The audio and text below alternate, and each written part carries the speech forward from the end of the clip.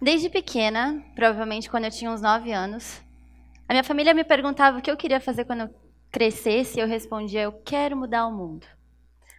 O ponto dessa resposta nunca foi, o desafio dessa resposta nunca foi a grandiosidade disso e a intensidade disso, mas sempre como eu poderia fazer isso. E a primeira vez que eu tive algumas ideias de como fazer isso surgiu numa sala de aula, quando meu professor de finanças chegou no primeiro dia e fez a seguinte pergunta: por que escovamos os dentes todos os dias? Nunca ninguém tinha feito esse questionamento para mim. E honestamente, você já parou para pensar nisso? Por que você escova os dentes todos os dias? A resposta foi tão óbvia quanto a pergunta. Ele só falou assim: porque nos ensinaram que esse é um hábito saudável para a sua higiene pessoal. Logo em seguida, ele perguntou assim: por que precisamos trabalhar todos os dias? De novo, parecia meio óbvio para a nossa sala inteira. E é importante pensar que o que você aprende em casa? Como que você responderia essa pergunta? Ele deu outra resposta óbvia, como qualquer professor, porque precisamos ganhar dinheiro. E nós estávamos numa aula de finanças, não é mesmo? Pois é. A questão é, será que é só isso? Tirando a parte socióloga dessa resposta, será que é só porque nós precisamos ganhar dinheiro? Não é, em todos os lugares não é bem assim. Aqui no Brasil, a gente aprende desde cedo, ou pelo menos na minha casa e em vários jovens que eu conheço, que nós precisamos crescer, estudar e trabalhar para ganhar dinheiro. Para ganhar dinheiro e se sustentar. Pois é, não é sempre assim. Um grande exemplo disso é que lá nos Estados Unidos é um pouquinho diferente. As crianças lá, desde casa, aprendem a importância de poupar, investir e se planejar financeiramente. Por exemplo, eu tenho um primo que acabou de nascer nos Estados Unidos, ele só tem 1 ano, e o avô paterno dele, que é americano, o primeiro presente que ele deu para ele foi um título de tesouro nacional lá dos Estados Unidos. Por que ele fez isso? Porque ele falou que quando o Gustavo crescesse, aos 18 anos, fosse o primeiro investimento para ele aplicar na faculdade dele quando ele precisasse. Bem diferente daqui, né? Que eu acredito aqui um dos primeiros presentes, fraldas. Então, não é sempre assim. E pode ser diferente. Se você ainda não entendeu o porquê que meu professor de finanças fez essa pergunta, do porquê escovamos os dentes todos os dias, vamos imaginar uma situação. É um sábado à noite e você está se arrumando para sair. Provavelmente, se você for jovem, para uma balada, se você for mais velho, para um jantar, ou vice-versa, porque hoje em dia isso não é regra, né? E aí, você, no processo de se arrumar, você escova os dentes. Ou pelo menos eu espero que sim. Tirando uma amiga minha que pode passar 1 hora escovando dentes que ela está feliz, a maioria de nós faz isso porque é um hábito de higiene pessoal, não é mesmo? E é exatamente isso que meu professor queria dizer. É um hábito. É um hábito que nos ensinaram desde crianças que isso fazia parte da nossa higiene pessoal. E por que, então, se planejar financeiramente não é um hábito de higiene financeira? Por que nós não aprendemos isso desde casa, a importância de se planejar financeiramente? Pois é, você não posta uma foto no Facebook escovando os dentes e diz que aquela foi a melhor parte do seu sábado à noite, não é mesmo? Assim como você não vai achar a parte mais divertida da sua noite ou da sua semana se planejar financeiramente, gerenciar o seu dinheiro. Você não vai fazer isso. Mas é importante que a gente aprenda a importância de criar esse hábito desde casa. Desde casa e depois nas escolas, não é mesmo? Pois é. Pensando em tudo isso e vendo a importância disso, eu e mais 5 amigos fundamos na Universidade Federal de Santa Catarina uma liga universitária e uma empresa júnior de mercado financeiro. E que tinha como o seguinte slogan: investir no conhecimento para lucrar no resultado. Nós fizemos isso para exatamente criar uma ponte entre a universidade e o mercado financeiro. Afinal, nenhum de nós tínhamos aprendido sobre mercado financeiro nem em casa e nem na escola. E 5 de nós éramos engenheiros e só um economista. Então, nós vimos o quanto era importante aprender sobre isso. E para cada um, essa importância do planejamento financeiro pode ser diferente. Pode ser para comprar a sua casa própria, pode ser para ter o carro que você quiser aos 18 anos, pode ser para aquela planejada viagem dos sonhos. Ou pode ser até para brincar com a minha mãe. Lá em casa, não sei vocês, mas a minha mãe sempre falou para mim: Luana, por acaso você é sócia da Celesc? Por que a luz do seu quarto está acesa de novo? Porque eu vivia deixando a luz acesa. E assim que eu aprendi sobre o mercado financeiro e da Bolsa de Valores, uma das primeiras coisas que eu fui pesquisar o preço da ação da Celesc, porque eu percebi que eu podia ser sócia assim. E aí eu podia ter um argumento ali com ela. Mas tirando tudo isso, tirando a importância pessoal de cada um, como grupo, nós tínhamos um objetivo maior. Por exemplo, observe esse gráfico aqui. Alguém de vocês já viu esse gráfico? Quantos de vocês sabem interpretar o que é esse gráfico? Quantos de vocês conhecem pessoas que sabem o que é esse gráfico? Ou melhor, quantos de vocês conhecem pessoas na faixa etária de 20 anos que sabem o que é esse gráfico? Pois é. Eu acho que a resposta agora vai ser poucas, pouquíssimas, né? Pelo menos. Ou vocês vão me surpreender. Mas a maioria das vezes a resposta é bem poucas.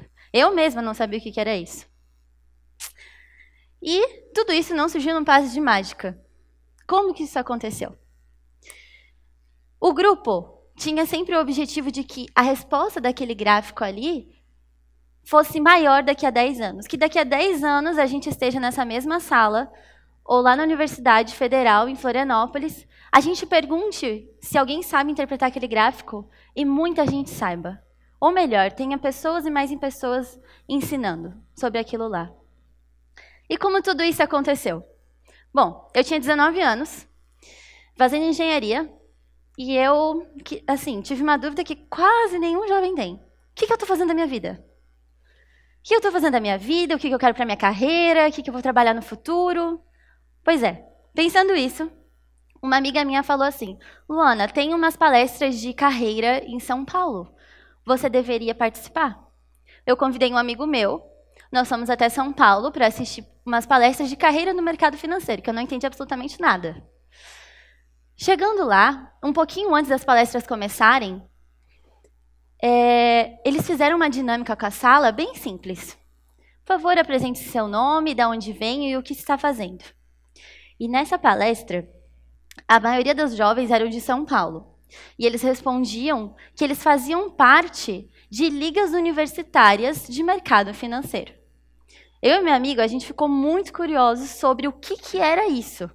Então, nos intervalos, a gente foi conversar com essas pessoas para se informar o que é uma liga de mercado financeiro. O que é uma liga universitária? Eles falaram para a gente que era um grupo de jovens que se reunia na faculdade para aprender sobre finanças.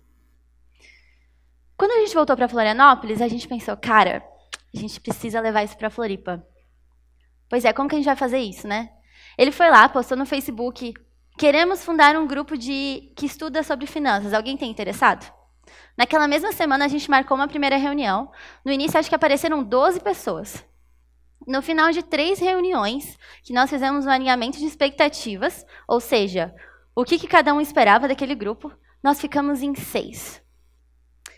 E essas 6 pessoas foi exatamente uma centelha que acendeu uma ideia dentro da universidade. Essas 6 pessoas juntas fundaram uma liga universitária, uma empresa júnior de mercado financeiro. Ou seja, a gente não queria ser só um grupo que estudasse sobre isso. Nós queríamos ser um grupo que aplicasse isso na prática, que fizesse networking com as empresas, que pudesse aplicar consultoria júnior para empresas e negócios ao nosso redor, para aplicar tudo aquilo que a gente estava aprendendo na liga universitária. E junto com isso, outros trabalhos da nossa liga universitária era transmitir esse conhecimento. Por isso, investir no conhecimento e lucrar no resultado. A gente descobriu que o maior segredo de tudo isso era compartilhar as ideias. Então não basta só ir lá e estudar, se interessar sobre um assunto, porque o segredo do conhecimento é quando ele é compartilhado. Como que a gente fazia isso? A gente ia lá, se capacitava internamente, leia-se.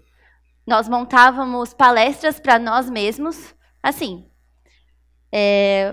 4 vezes por semana nós nos reuníamos, montávamos palestras, ensinava o que era economia um para o outro, porque dentro do grupo tinham pessoas que sabiam mais e pessoas que sabiam menos.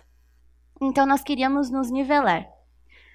E depois de 1 ou 2 meses disso, nós começamos a fazer os nossos primeiros eventos. Então a gente postava no Facebook que ia ter uma palestra sobre o que é Bolsa de Valores. O que é aquele gráfico que eu acabei de mostrar para vocês? A gente reunia nos nossos eventos, em média, de 60 a 120 pessoas. 120 estudantes que vinham para aprender sobre o que é finanças. Qual a importância de se planejar financeiramente. E isso brilhava os nossos olhos. Pois é, o grupo existe até hoje. Logo após isso, nós fizemos os nossos primeiros processos seletivos, que entraram mais pessoas engajadas. Nós éramos a única empresa júnior da UFSC que aceitava pessoas de qualquer curso. Qualquer curso. Com um único pré-requisito para entrar dentro do grupo: ter vontade de aprender. Ter vontade de aprender sobre mercado financeiro. Porque o segredo é compartilhar. E nisso, nós fizemos diversos eventos que nós chamamos responsáveis de empresas de finanças. Nós mesmos demos diversas palestras, entramos em contato com professores, fizemos networking com todas aquelas ligas universitárias que tinham em São Paulo. E o grupo existe até hoje. Hoje em dia, o grupo continua se desenvolvendo, continua ganhando espaço na universidade, continua fazendo um sucesso e continua aprendendo e compartilhando o conhecimento e a importância da educação financeira. Preparando alguns para entrar nesse mercado, preparando outros para planejar os sonhos futuros e preparando alguns só para compartilharem conhecimento, como eu estou fazendo aqui hoje. O que me motivou foi uma palavrinha bem simples, chamada entusiasmo. Eu não sabia absolutamente nada de mercado financeiro. Nada. Nem o que era aquele gráfico, e muito menos o que é uma ação. Eu não sabia nada, a gente não tinha dinheiro, a gente não tinha professores que apostavam nessa ideia, a gente só tinha entusiasmo e nós mesmos. E a gente foi lá e fez alguma coisa acontecer. Pois é, e falando de entusiasmo, faleceu no mês passado um grande cientista que deixou um legado enorme para o nosso mundo, não é mesmo? Stephen Hawking. E ele falou a seguinte frase: lembre-se de olhar para as estrelas lá em cima e não para os seus pés aqui embaixo. Tente entender o que vê e reflita por que o universo existe. Seja curioso. E por mais que a vida pareça difícil, há sempre algo que você pode fazer e ter sucesso. O importante é simplesmente não desistir. Ele deixou um legado enorme para a nossa ciência e ele não conseguia nem falar, gente. O que a gente pode fazer tendo todas essas habilidades ou não? Pois é, eu ainda não descobri como mudar o mundo, porque eu ainda vou. Mas eu sei que o meu mundo mudou e o mundo das pessoas à minha volta também mudou. Muito obrigada.